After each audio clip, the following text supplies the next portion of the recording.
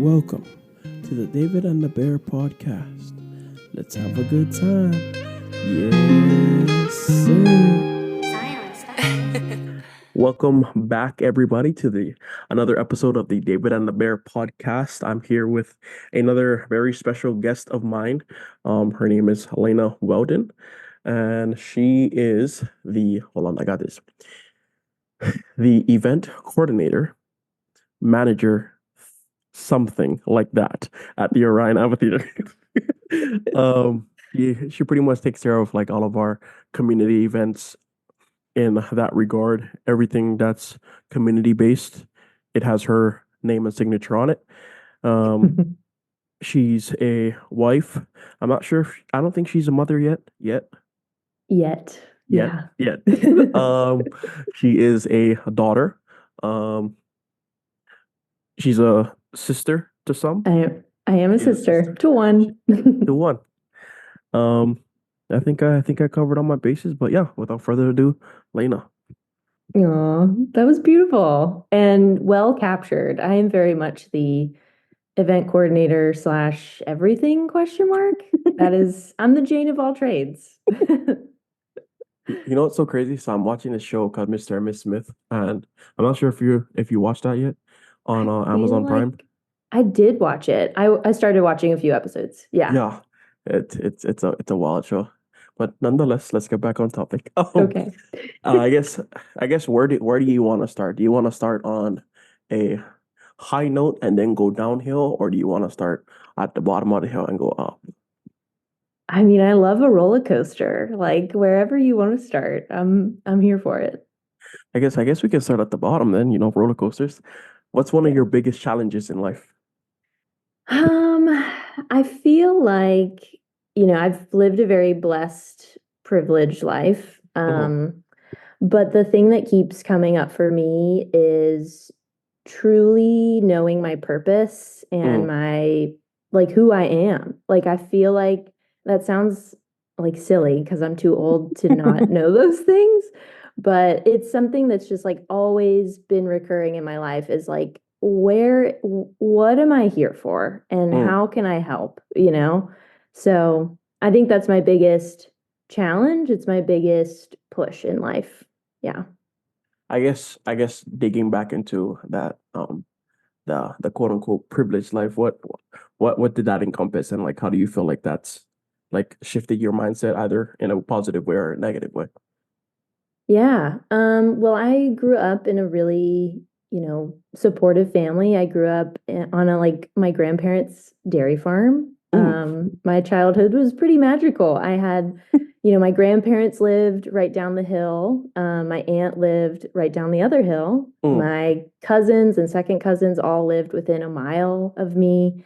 My brother and I had just hundreds and hundreds of acres of my grandfather's land to just roam and play and learn about the birds and the trees and like it was just magical. mm, And my family dynamics, were pretty stereotypical, like normal white family who probably hid some of their problems, but like on surface level, they're doing great. We didn't have a lot of struggles growing up. mm, Um, very like middle class, small town America upbringing. Um, and I think part of that is for better or worse. Like, I don't think I was put into many situations where I had to like really figure some stuff out. I mm, think, I was like an A B student. My parents weren't like, you have to get straight A's. They're like, B's are great. Like, we're here for that. So I've just grown up with like very supportive, not needing to like push myself, which is mm, probably why I think where I am today, where I'm like, huh, nothing has really challenged me. Why am I like lost mm, in a mm. way? I think that's honestly like a challenge within itself, to be honest. Just Yeah. finding things to challenge you, and Yeah. then on top of that, it's like, you know, oh, I don't know anymore. Then like just one of those Yeah. things. So I guess the next question we can probably tap into is what are you passionate about? Okay, so I love my biggest thing is the outdoors Mm-hmm. and nature. I guess that's the same thing. But from the time I was little, I like I said, I grew up outside. I was a barefoot kid my whole life, Mm-hmm. and I have a deep connection with the outdoors, and it encourages me to take care of our planet and live as sustainably as possible that I can within my means. And it has taken me on, my early career path was in parks and recreation and, Mm-hmm. being a park ranger and traveling across the That's crazy. country. Yeah, it was really fun and I'm really proud of it. But it's truly something that I've witnessed people have these like transformational experiences in the Mm-hmm. outdoors, that really kind of changes their worldview. It changes the way that they live, just for that interaction with nature. It's where they find themselves, I think, and that's what I'm most passionate about. So, do you feel like you're doing, yeah, in your current career path that you're in now with the the Orion Amphitheater and then doing community events? Do you feel like um you're passionate about that, and why would you be, or why aren't you? Good question. I feel like, it's funny, when I interviewed for my job, I shared exactly who I am and like Mm-hmm. what I'm passionate about. But part of that I think is really intertwined with community work. Mm-hmm. And so where I'm at right now, I'm passionate about it in the ways that I get to interact with people I would never network with. Like I'm very much a homebody and this Mm-hmm. this job like challenges me to work with people and not the outdoors, which is challenging, but just kind of giving people the opportunity to shine. I mean, I could speak for minutes, not worth this amount of time about my job and why it's so important and wonderful. But you're right. There is a piece of me that's like, okay, I'm passionate about what I'm doing, the coordination and the aspects of what I do, but it's like my heart is like, where's the woods? Like, where am I? But it's challenging in a good way. So, Mm. yeah. So I guess going on to the our next low, what do you think is your biggest failure in life? Oh, that is deep. Okay, we're crashing down. Um, I guess, I mean, I have failed a lot, but there's not one thing I can pinpoint and be like, oof, that was Mm-hmm. it. Um, but I think it's entwined with like the passion, the purpose thing, where growing up, felt like my parents would tell me, you can do things that you want to do. Like, that you can do things that you want to do, right? And Mm-hmm. I'm like, yes. So I feel like I've always lived as this like kind of background people pleaser Mm-hmm.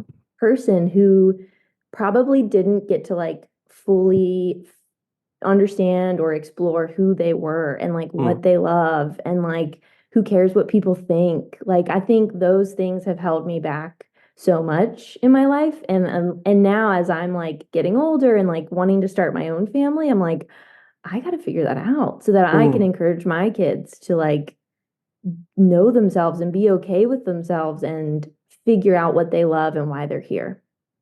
I like that. I like that.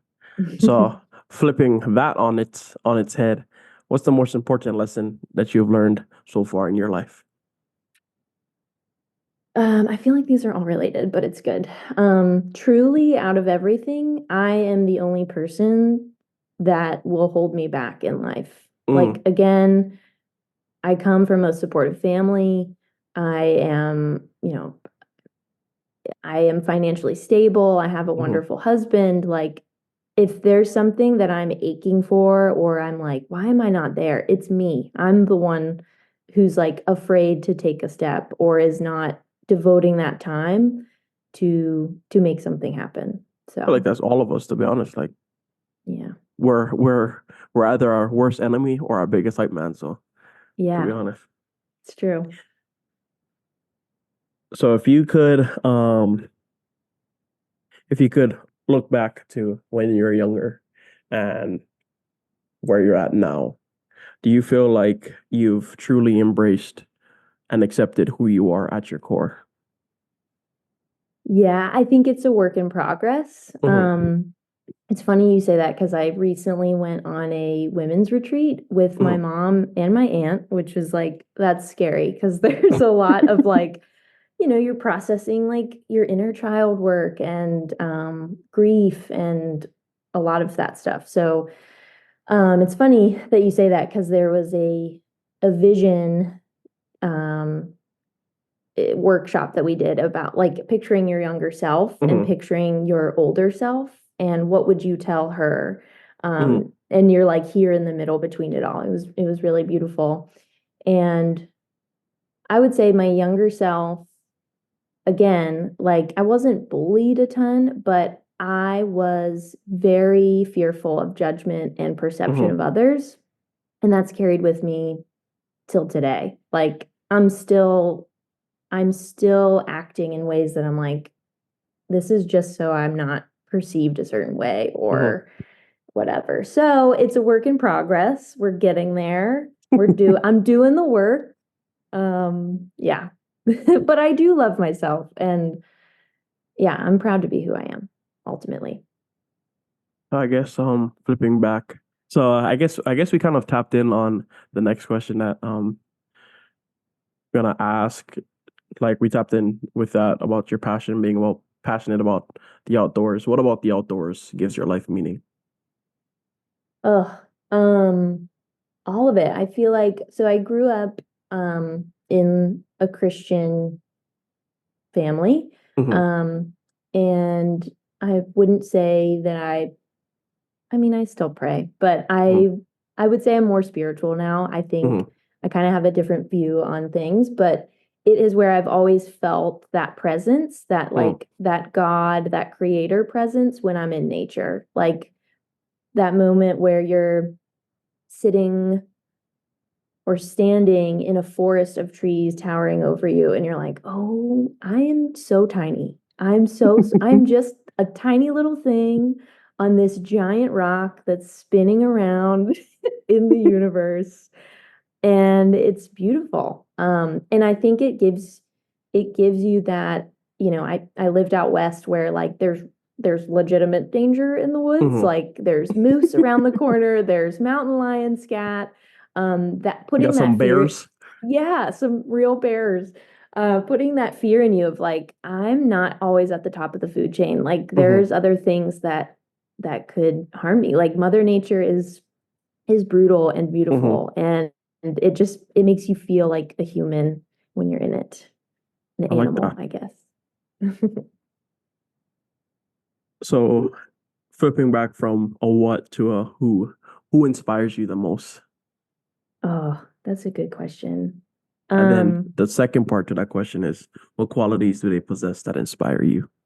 uh, well, my initial like right off the bat answer is my grandmother. Mm-hmm. She is like my best friend. She is turning 80 this Oh year or wow. 79. Still young, still young. She's real close, yeah. So she grew up in a not very supportive family. I think she had a, alcoholic father and she grew up, she always says like she grew up as the stinky kid in class. Mm-hmm. Like her mom like didn't teach her that like they need to bathe every day. Like Mm-hmm. she definitely was the poor kid in school. Um, and when she kind of grew out of that and grew into herself, she just gave everything to everyone. She's the most selfless person I've ever met. I would grow up, I was so blessed to be, live literally next door to her, and spent a lot of my summers just picking up trash on the side of the Mm. road, buying groceries for families in my class, for students that I was in class with Oh who wow. I knew were poor, but we would just drop them at their doorstep. Yeah, she's incredible. So she's given every ounce of herself to everyone. She was diagnosed with breast cancer, I think 8 years ago. And it has since like I don't know the right word. I watch a lot of Grey's Anatomy. You'd think I'd know. But metastasize, I think that's the right word. But it has That's spread that's throughout that's her that's body. better than me. I don't even know what that word Yeah, even begins to mean. they'll get it. They'll get it. But it has since spread throughout her entire body. So she Mhm. has been living with bone cancer for over 8 years, and just watching her, like, she takes a chemo pill every day. She is like on a fentanyl patch. Like, she is on some hard stuff. Mhm. Um, and she can't walk as much as she used to, or she's pretty well homebound, but she feeds the birds every day. She still writes me letters. Like, she is so strong. Yeah, she's awesome. So, if you could give a message to any group of people, who would those people be, and what would your message say? I love that. I feel like there's two, but I'm Give gonna us go both with of them. Then give us both of them. okay. Give us both of them. Okay. My first one would be to like kids in middle school. Like, Mhm. that is a tough time. I Oh, don't one hundred know. I will percent. never go back. Please no. Like, I will never go back to that time. But I would say to the kids in middle school, um, do not spend your time with people who aren't they don't have your back. Like, they're Mm. not here for you. Like, how did you ever have those friends that you're like, they're not really friends. Like, they're Oh, one kind of hundred percent. mean, I mean, like, but I'm not I'm gonna put friends with names to them. them, but I'm not gonna put names Yeah. to them, but yeah. It's like, I don't know. I don't know. You're just figuring out like how to be, I guess. But And I feel like middle school ooh, too is yeah. like you're like right after elementary, and like right when you hit. So in like in Hawaii, our middle schools are like seventh and eighth grade. Hmm. So like Same. sixth grade, you're the top dog of the school, Yeah. and then the middle school that I went to was high school and middle school. So you're like at the bottom of the Ooh, totem pole once you got up yeah. there. So it's Yeah. like, It's scary. Yeah, scary times. So I would tell those kids, be you, like, just be you, mm, and don't be afraid to be you. I have this just random memory that I think about all the time, and I'm so glad my mom saved it. But in middle school, I was like really into sewing. I don't know why. I was into it. And I took this pair of pants and sewed them into like a purse with this, like, it's hideous, but it's fine. This like belt, and I literally bedazzled like my initials on it, and I thought it was the coolest thing ever. And I wore it to school, and those friends, quote unquote friends, were like, "That is hideous. Why do you have that?" And I was like, "I made it, and I'm proud of it, and I think it's mhm, awesome." But you know what? I felt so terrible. And there was this one boy who turned around and was like, "I think it's awesome. I think it's mm, cool that you made that." And I was like, "Thank you." Um, and so my mom saved that. I never took it anywhere. It like lived in my closet. I'm sure I put it under my bed with everything else. Never did anything with it. And she still has it. She's like, it's hanging proudly in her house. And I look at that and I think of that, of like, man, that's a real lesson of like, don't be afraid to just be you. mm, So my other one would be to kids graduating high school. For mhm, the, like, there's going to be some kids who are like, they know exactly what they want to do.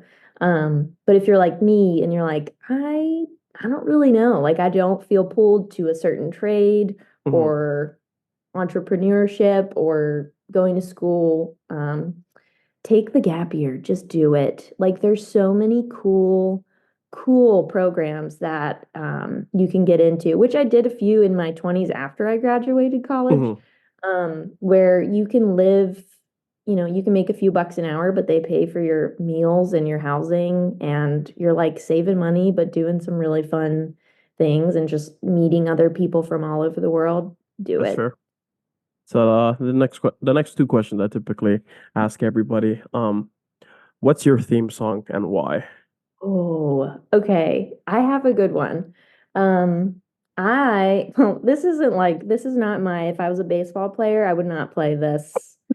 It's not my walk-in song. But I was actually named after this song. It's called All for Lena. Mm. It's by Billy Joel. And Lena is spelled Leyna, and I'm like, I really wish my parents had just spelled it that way because that makes more sense. It's way more intuitive. I think my name would have gotten pronounced correctly most of my life. But it's great. That would definitely 100% be my theme song because I was named after it. Your mom has excellent taste in music, Billy Joel.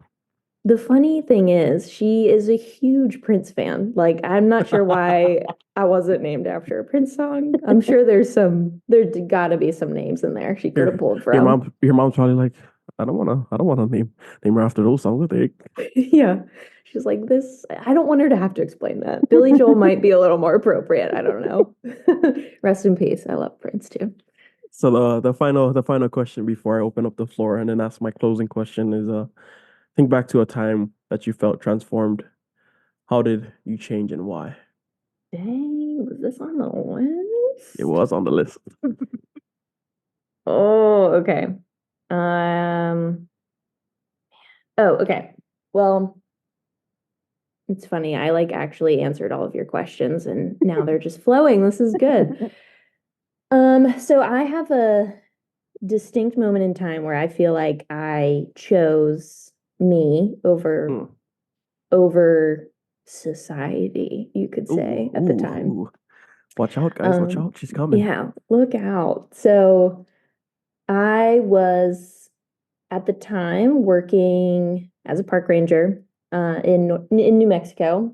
And I had met my husband, like, well, he wasn't my husband at the time, obviously. I met this wonderful man that I Hmm. felt like I wanted to spend the rest of my life with, but I was working the park service as a seasonal ranger. They like you gotta move on or you're not gonna stay alive. Like you gotta keep Hmm. moving to other parks as a seasonal.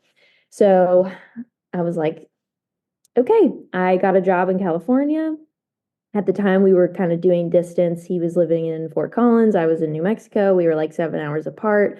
And I was like, okay, if I take this job, it might lead to a permanent job, which is like the ultimate goal for any seasonal park ranger. It's like get Hmm. that permanent job.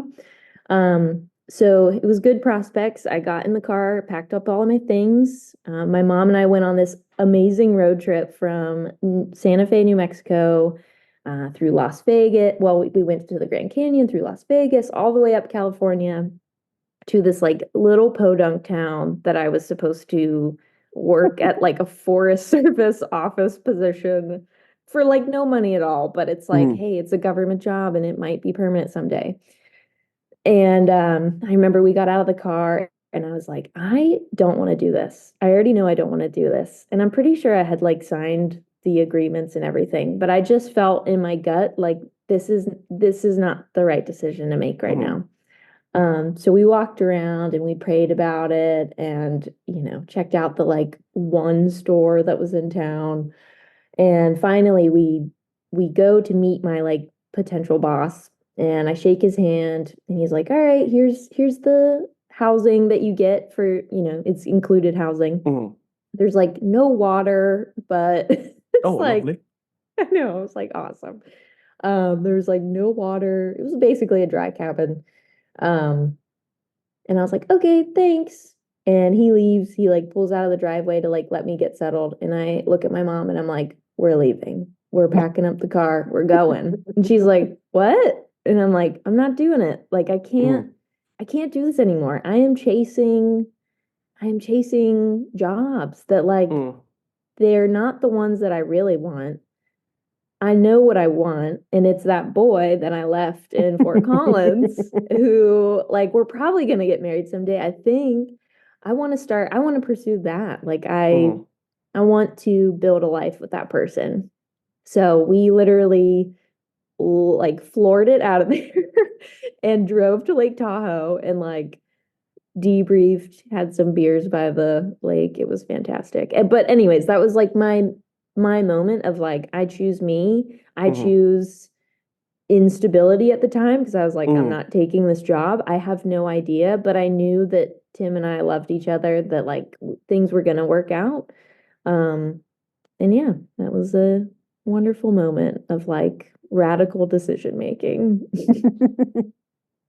So the this next question wasn't on the list, but I'm gonna give a time to open up the floor to you and pose a question back to me or the listeners of the David and the Bear podcast. Ooh, one question.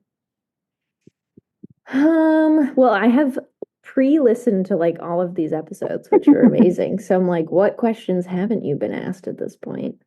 Um, I guess, well, this is specifically for you. So knowing like born and raised in Hawaii, Hmm. you're living in Huntsville, Alabama. I am.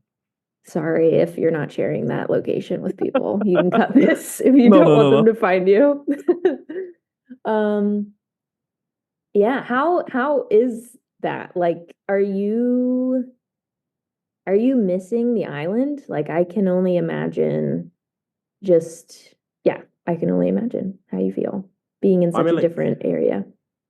I was born and raised in Hawaii and all that kind of stuff. So like, I mean, like, it doesn't ever. I don't want to say this and then all the people that listen in Hawaii get mad. So I would say that I'll always miss it because it's like home. Yeah. Um, I like the rest of my family is down there and all kind of stuff. My mom then moved up to Minnesota more recently, Mm, or actually not more recently, last summer, I believe. mm, Um, I think the real big thing that I miss from Hawaii is the food, 100% of the way. mm, I miss the food mm-hmm. there. We have love Hawaiian barbecue on Airport Road. It it's grown on me a little bit. I Okay. can say that, but nothing's gonna beat like Hawaiian food from Hawaii type of thing. Yeah. Um, but I feel like overall, I feel like I've come to accept that Huntsville is home for me now. Hmm. Um, and really, it's been it's been fun.